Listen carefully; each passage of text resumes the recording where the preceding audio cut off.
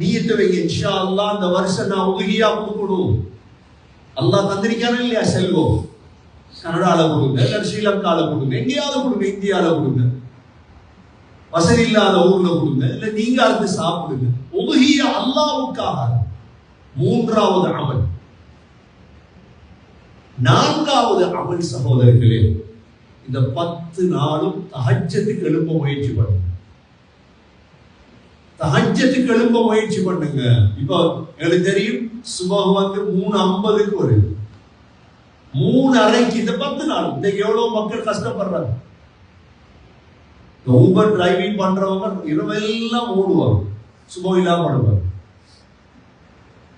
இரவெல்லாம் ஓடுறாங்க, தஹஜ்ஜத்துக்கு எழும்புற லேசி அவங்களுக்கு.